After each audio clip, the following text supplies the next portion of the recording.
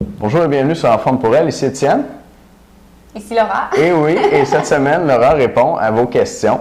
Et par quoi on commence, Laura, aujourd'hui? J'ai eu une cliente qui a demandé en fait comment on fait pour s'abstenir de nos rages de sucre, comment on fait pour les endurer, je te dis. Oh! Fait que, en fait, c'est quelque chose que je vis à tous les jours. Comme j'ai dit dans le fond dans la dernière entrevue, je suis quelqu'un qui adore le sucré. Donc, j'ai adoré la question parce que je pense que je suis quelqu'un qui peut y répondre quand même assez bien. J'aime ça. Fait que, dans le fond, les rages de sucre, c'est sûr que quand on est en diète, quand on veut vraiment bien manger, normalement, le sucré n'est pas inclus là-dedans. Donc, moi, ce que je fais, ce qui est super important, je trouve des remplacements. Donc, c'est super important d'essayer de combler ce petit rage-là, mais pas de gaver dans quelque chose qui est immense, qui est très dense en calories. Donc, nous autres, on a beaucoup de remplacements. Quand je dis nous autres, je parle de mon copain qui fait la compétition aussi. Fait qu'à la maison, premièrement, on n'achète rien qui est dense en calories, donc des barres de chocolat, des choses, des biscuits, etc. On n'en a pas à la maison. Fait que si on en veut vraiment, il faudrait embarquer dans notre auto puis y aller. Normalement, ça ne me tente pas. Là. Fait que ce qu'on achète, c'est il y a beaucoup des jello, des puddings sans gras, notre fameuse Cool Whip sans gras, c'est comme notre meilleur ami là, quand on est en compétition. C'est quoi ça? C'est comme une crème fouettée, mais dans le fond, nous, on peut le mettre sur du jello qui n'a pas beaucoup de calories, veux pas. Fait que au lieu que ça coûte 500 calories, mais ça peut en coûter une centaine. Fait que c'est toujours pas dans notre plan alimentaire, mais les moments, surtout pour les femmes, quand on a le cycle menstruel, on est choyé d'avoir ces rages de sucre-là. Donc, moi, ça m'aide énormément.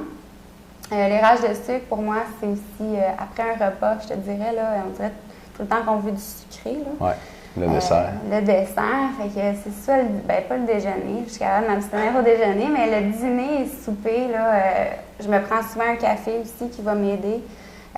On dirait que je retrouve un peu le goût sucré, dépendamment de ce que vous mettez dans votre café. Là. Ça peut varier, les 3 crèmes, 3 sucres, peut-être un peu moins. Mais le café, on met une petite affaire de crème fouettée dessus, puis c'est mon dessert. Oui, fait que c'est ça. Fait que les remplacements, je te dirais d'avoir ça dans la maison, c'est pas l'idéal. Nous autres aussi, qu'est-ce qu'on fait? On a toujours des récompenses. Fait que veux pas, quand on a des rages de sucre, c'est peut-être parce que ça fait longtemps que vous n'avez pas mangé de sucre, vous abstenez beaucoup de n'en manger. Mais nous, les dimanches, on a nos récompenses, ce qui fait que ça nous aide pour le restant de la semaine. Fait que lors de ces récompenses-là, moi, je prends mon dessert, un bon morceau de gâteau. On peut même aller se permettre de manger au Mocha Loca. Je pense qu'à Gatineau, je sais pas si vous avez ça, là. Je connais pas, non. En fait, où est-ce qu'il y a des desserts? Correct, OK.